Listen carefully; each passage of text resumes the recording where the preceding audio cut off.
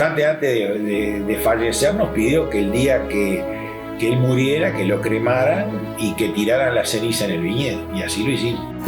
A mí me encanta, es algo que me gusta más el viñedo que la bodega, ¿no? Es algo que es una pasión, ¿no? Es algo que uno lo lleva adentro. Bueno, nosotros nacemos con esa cultura, ¿no? Como ha nacido mi bisabuelo, mi padre, mi tío, mi hermano. Nacemos en ese mundo.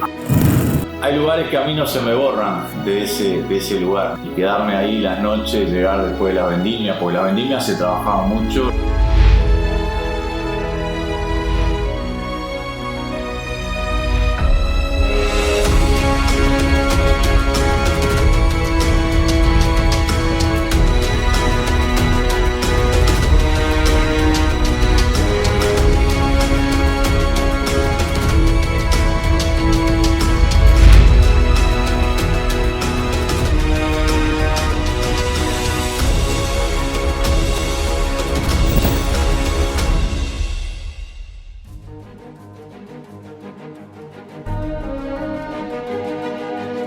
La historia de las primeras vides en Uruguay se remonta a mediados del siglo XVIII, aún antes de la independencia nacional, cuando Uruguay era conocido como la Banda Oriental. Las primeras cepas habrían sido traídas desde las Islas Canarias y otras regiones de España. Crecían sobre enrejados, produciendo uvas para consumo de mesa y de vino en familia. La primera referencia documentada sobre el cultivo de vides en nuestro territorio fue realizado en 1813 por el presbítero Pérez Castellano, quien, durante el sitio de Montevideo, ocupó su casa a orillas del arroyo Miguelete y a instancias del primer gobierno patrio, comenzó a sistematizar su experiencia de más de 40 años de agricultura para que sirviera como manual para los labradores de la época. Data de 1854 la bodega más antigua del país, Los Cerros de San Juan, en el departamento de Colonia.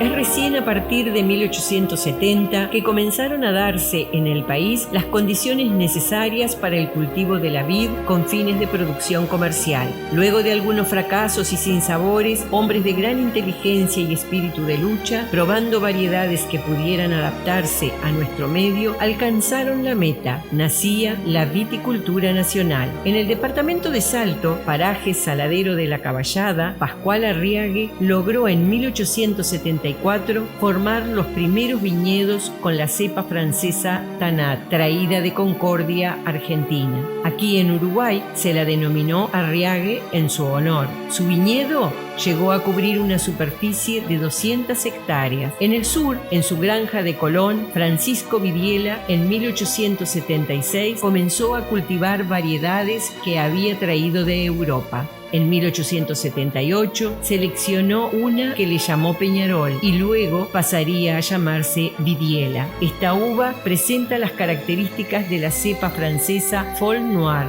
Este viñedo alcanzó una superficie de 36 hectáreas. El 25 de febrero de 1883 se celebró en la granja de Francisco Vidiela la primer fiesta nacional de la vendimia. Hoy son considerados pioneros del mejoramiento de la vitivinicultura en Uruguay: Pascual Arriague, Francisco Vidiela, Domingo Portal, Pablo Barsi y Luis de la Torre.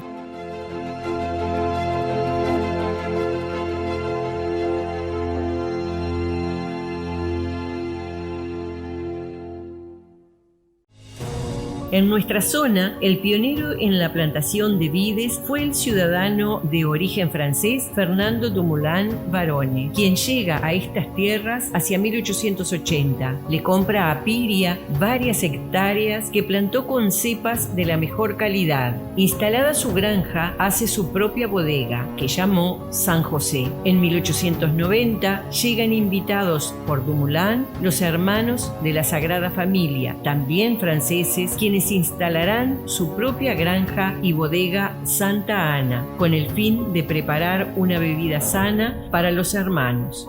Es allí donde varias décadas después, con la llegada del hermano Engelberto François Duchesne en 1930, se hace cargo de la bodega, comenzando a elaborar vinos finos y sobre todo champagne con la marca Clos Santan, que obtuvieran los mejores premios y medalla de oro en Europa.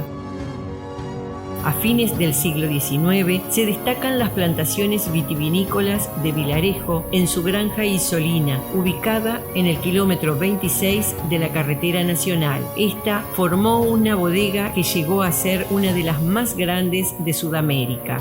Gustavo Herten, inmigrante alemán que por 1878 tenía viñedos y bodega en la ciudad de Las Piedras, compra a escasas cuadras de la estación de ferrocarril para ampliar su cultivo de vides, construir su casa familiar y su segunda bodega en 1904. Otra de las familias italianas que se instaló próximo a la actual Plaza Artigas de Progreso fue D'Angelo, cultivando vid y olivos. Es de destacar que todos ellos utilizaron el tren para comercializar los buenos vinos en la capital.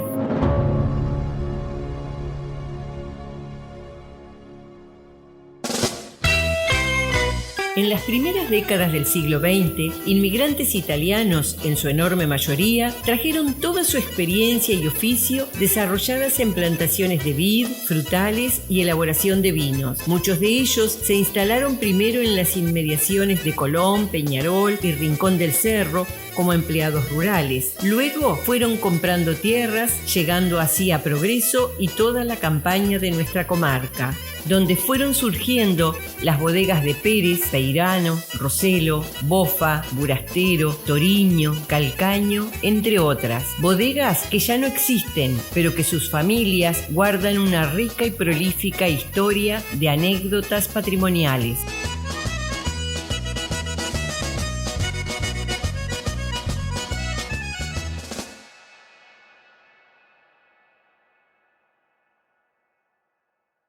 En 1914, don César Secundino Pisano llega a Uruguay. Se instala primero en Peñarol Viejo, trabaja de peón, luego de medianero y en 1916 compra unas cuadras en Progreso y comienza a plantar los primeros viñedos. La vendimia de 1924 le permitió elaborar su primer vino, dando el nacimiento a la bodega Pisano, que luego continuaría a su hijo César, sus nietos Daniel, Eduardo y Gustavo, y al día de hoy su bisnieto Gabriel. Mi abuelo, que llegó al Uruguay el 31 de enero de 1914, lo tenemos clarito porque tenemos el pasaje en el cual llegó. Él venía ya de una zona al norte de Génova, al norte de Savona, que plantaban viña en pequeña escala. En Italia todo el mundo planta viña en todos lados. Los italianos han llevado la vitivinicultura a todo el mundo y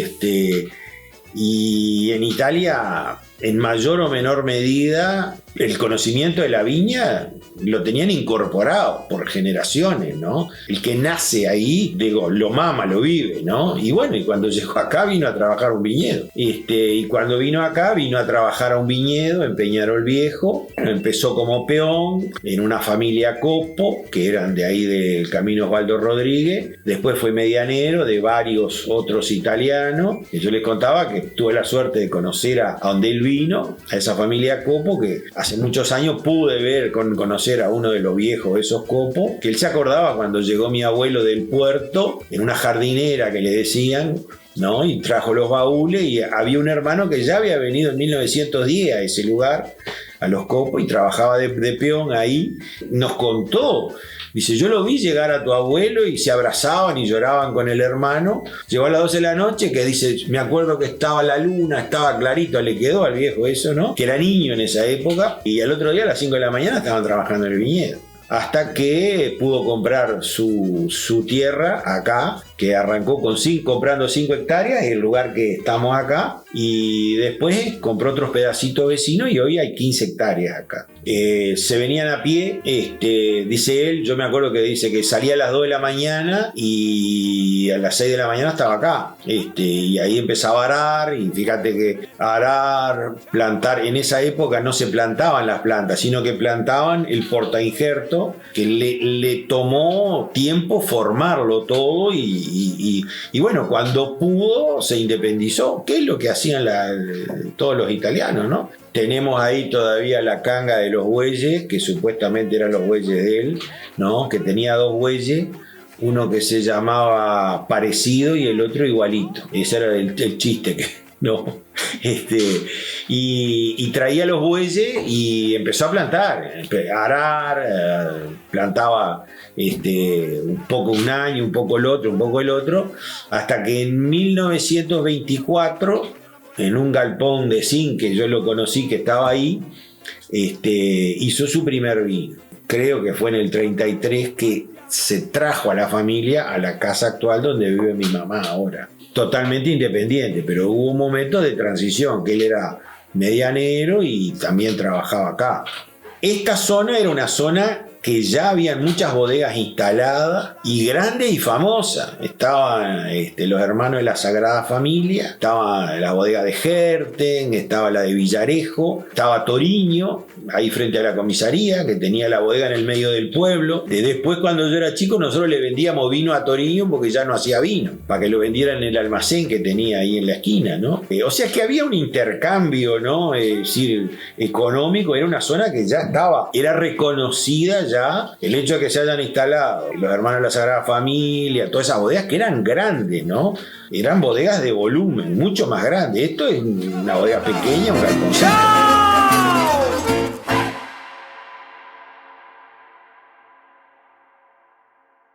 En el año 1960, Juan Francisco Echeverri compra cerca de las costas del Gigante las primeras 6 hectáreas e inicia la plantación de sus primeros viñedos. Será en el año 1976 cuando en ese mismo predio funda la bodega donde comienza a elaborar los primeros vinos, dando origen a Bodega Echeverri. Hoy, la familia Echeverri posee 40 hectáreas y produce anualmente casi 1 millón de litros de vino. Mi abuelo paterno viene a trabajar a la bodega, a los viñedos de Herten, en 1940 por ahí. Y bueno, mi padre se inicia ahí trabajando, se casa con mi madre en 1951 y ahí se van a vivir a Villa Alegría a unos viñedos de Bauer. Y bueno, y ahí va de medianero a trabajar hasta que en el año 59 compra acá las primeras 5 hectáreas. Y creo que trabajó de medianero hasta el 61, 62, fue iba y venía, hasta que después sí ya había empezado a implantar los primeros viñedos acá. Si bien ya había dejado de trabajar en los viñedos de Bauer, le hacía la cosecha y le hacía algunas otras cosas puntuales en algún momento puntual. Y bueno, íbamos con un camión Chevrolet que papá tenía. Yo era chico, me cansaba ir en el camión y andar ahí arriba de todo. Y bueno, iba a cosechar la uva él y cargaba la uva en el camión y se la llevaba a la bodega. Tengo esos recuerdos, digo, y ya tenía, sí, ahí tendría 6, 7 años, 66, 67, llegaba a la escuela. Y bueno, y empezaron plantando boñatos, maíz, y bueno, empezó a plantar alguna viña también, pero bueno, sí, mucho esfuerzo, venía de madrugada. Incluso yo siendo chico, muy chico, venía con ellos y tengo ahí algunas fotos por ahí, no de un cajón, de un cajón propiamente, con unos palitos alrededor, y bueno, pasaba el día acá mientras yo trabajaba, por supuesto. Sí, mucho esfuerzo de parte de los dos, ¿no? Algunas cosas todavía uno recuerda, ¿no? Recuerdo los perros y el caballo, siempre una cosa que me acuerdo mucho. Mi padre tenía 2 o 3 perritos que venían abajo al costado del caballo y de la jardinera, que en aquel tiempo era el medio de transporte que tenía. Y bueno, yo venía a trabajar en la quinta, no me acuerdo mucho de eso, pero sí me acuerdo de estar dentro del cajón, ahí mi madre y mi padre trabajaban y yo me tenía que quedar allí con los perros, jugaba alrededor, que ellos andaban alrededor mío. Yo recuerdo de muy chico, en los primeros años, bueno, cosechaba y vendía las uvas a distintas bodegas, ¿no? Pero la bodega arranca en el año 1976. Arrancamos a elaborar nuestros primeros vinos.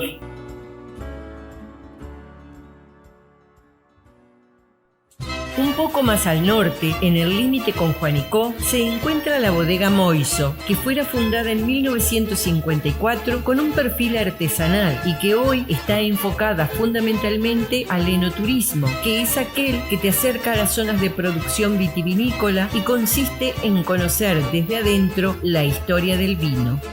Y bueno, esto se remonta, obviamente, como todas las bodegas de Canelones, a Italia, ¿no? Cuando emigraban los italianos para Uruguay, mi bisabuelo Giuseppe, fue uno de ellos junto a 2 hermanos. Y Giuseppe fue el que decidió desembarcar en el puerto de Montevideo. Y se afincó acá en estas tierras. Lo que sabían hacer los italianos era producir tanto montefrutales como viñas. Se continuó, después vino mi abuelo Wenceslao, mi padre Omar, continuando también los viñedos con frutales, ¿no? Y después en el año 1954 decidieron hacer la bodega y dedicarse solo a la vitivinicultura.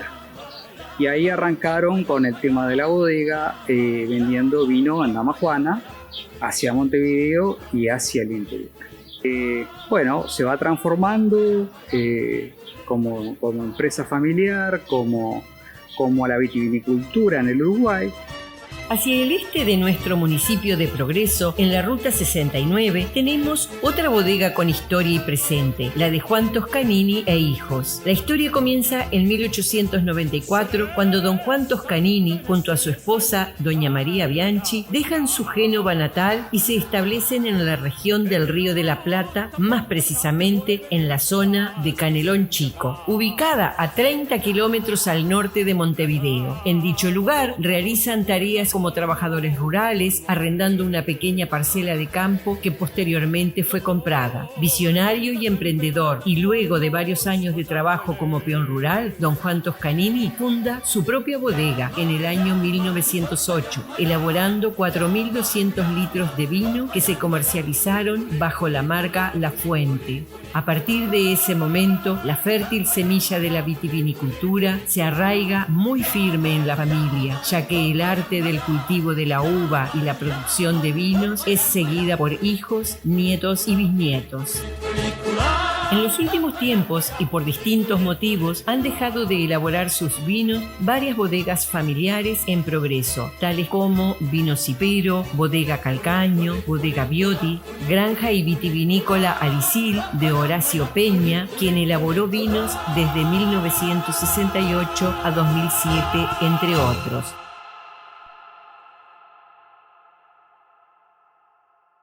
Compró la tierra, que se la compró a Bofa, y le arregló el rancho que era de barro. Tuvo que hacerlo de nuevo casi porque estaba medio destruido, y el techo era de cartón. Pues trabajaban mucho, tierra siempre, y si no era la tierra, hacía comer para los empleados. Hasta 10 empleados tenían que salir de comer. Y el horario era de sol a sol. Él le daba como un premio, decía él, al final de la cosecha. Si se trabajaba bien y la cosecha era buena, habían llegado todos en bicicleta. Se fueron con moto, otros con casa, otros con otras cosas. Y nos ayudábamos. Y nos casamos sábado. Entonces, el domingo de mañana, mientras yo preparaba algo de comer, y había un montón de balasto en el patio que había, y él se puso a parramar ese balasto para tener lisito el patio. Entonces, después de tardecita, dice, vamos hasta el fondo de la quinta. Bueno, entonces había una zanahoria preciosa, me acuerdo, ya alta, pero el pasto estaba más alto. Entonces había que con una sabita raspar el pasto alrededor y después con una mano y sacar las que sobraba, porque tenían que quedar a 4 dedos una de otra. Mirá qué linda zanahoria, de esto vamos a hacer muchas plantas y por la cartilla limpia. Yo tengo que agarrar, tengo esas otras cosas, porque con el caballo no se rendía. Tenía que empezar de mañana a mediodía, antes de mediodía dejarlo descansar, pues tardecita otra vez.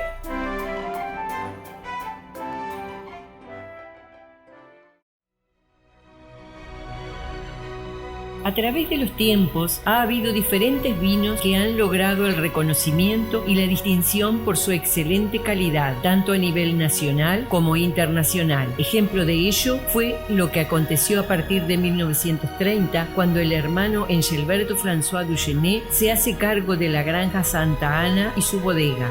De sus manos y de su genio de insuperable catador y enólogo aparecieron maravillas de arte y de gusto, bajo la forma de vinos finos o vinos de mesa. La obra del hermano Engelberto se hizo acreedora de la distinción, el aplauso y el reconocimiento de los mejores técnicos uruguayos, y sus productos coronados con la medalla de oro en la Exposición Mundial de Vinos celebrada en Budapest, Hungría en 1962, con el champán Clos-Santan, y con medalla de oro también en el Arriague en la Exposición de Sofía, Bulgaria en el año 1966.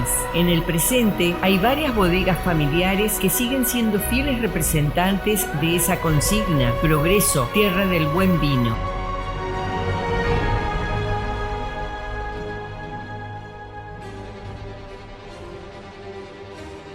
En 1987 se creó el Instituto Nacional de Vitivinicultura, INAVI, dirigido por organizaciones privadas y presidido por el Poder Ejecutivo. Un progreseño ha sido protagonista de primera línea en el sector vitivinícola, siendo por casi una década presidente del Instituto Nacional de Vitivinicultura. Nos referimos al enólogo José María Les Secchi, quien además fue presidente de la Asociación de Enólogos del Uruguay y es actualmente persona calificada del Comité Científico de la Organización Internacional del Vino. Llevar adelante un cargo de esas características a uno lo carga de mucha responsabilidad, que a mí me tocó estar en las negociaciones Unión Europea-Mercosur.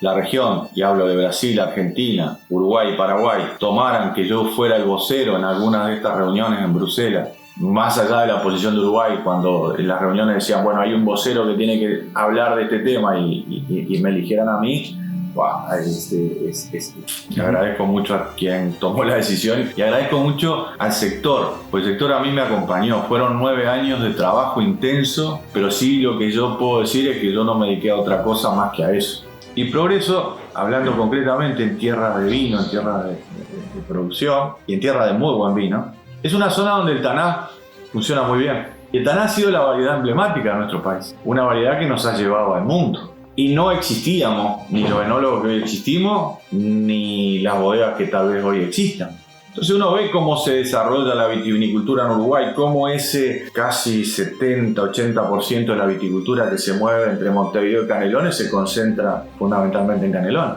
Y Progreso es parte fundamental de eso. Además de la granja, además de tener una fuerte presencia en lo que era la producción granjera, la vitivinicultura hizo una fuerza tremenda, donde ya hay lugar con hospedaje para que las visitas lleguen a esta zona y se puedan quedar en el viñedo. Progreso ya no sea solo tierra de vino, es tierra de cultura muy fuerte, que no solamente fue cambiar las viñas, no solamente fue un cambio sustancial en lo que es la calidad. Y Progreso es parte de ese cambio, de esa revolución. Se nos planteaba la opción de o agrandarnos en volumen o intentar crecer en forma vertical, para arriba, en calidad. Lo que hemos logrado es buscar un mercado más exigente, tanto en el mercado interno como en el mercado externo. Bueno, los mayores mercados son Europa, Brasil, Estados Unidos, pero vendemos en Japón, vendemos en Sudáfrica, vendemos en la isla de Malta, en la isla del Caribe, en Canadá, Inglaterra, países nórdicos, es decir, un poquito en cada lado. Y estamos orgullosos de continuar la obra de nuestro padre y de nuestro abuelo. Y bueno, ahí arrancamos, por allá por el 96, 97, arrancamos haciendo algún vino fino, que fuimos con el paso del tiempo de lograr lo mejor. Por ejemplo, mis hijas Mariana y Lorena, ahora Lorena ya no está trabajando con nosotros. Bueno, ahí se fueron mejorando más, ahí a partir del 2005, 2006, con el trabajo de ella, fuimos logrando tener una mejor calidad en lo que se refiere a vino fino. Nosotros no hacemos vinos de alta gama, ni hacemos vinos finos jóvenes. Se ha logrado algunas cosas lindas y se vende bastante bien, por suerte. Tenemos una buena aceptación. No teníamos la más pálida idea de lo que era el enoturismo, el atender a una persona, cómo se manejaba. Y bueno, esta gente nos ayudó muchísimo a visualizar el capital que teníamos nosotros para ofrecer al mundo, ¿no? Porque no solo para los uruguayos, sino para todos los extranjeros. Bueno, empezaron a llegar extranjeros, brasileños en su gran parte. Pasan 4 o 5 horas en la bodega, se les hace un recorrido por los viñedos, por la bodega, con el sistema de elaboración del vino, se les explica a grandes rasgos cómo se elabora un vino. Y bueno, y después todo termina con un agape, con una gastronomía pensada para ese festival, maridando con los vinos que se presentan en ese almuerzo, ¿no? O la cena. Y tenemos otra cosa, que es el terroir se conforma lo que es una trilogía, que es suelo, sol y una pata que le falta, que es el hombre. Entonces esa trilogía que forma el sol, el suelo, o sea la tierra, y el hombre, hacen que se transforme en un terroir. Le ofrece calidad porque las bodegas la mayoría de las bodegas tiene una vocación de producir calidad.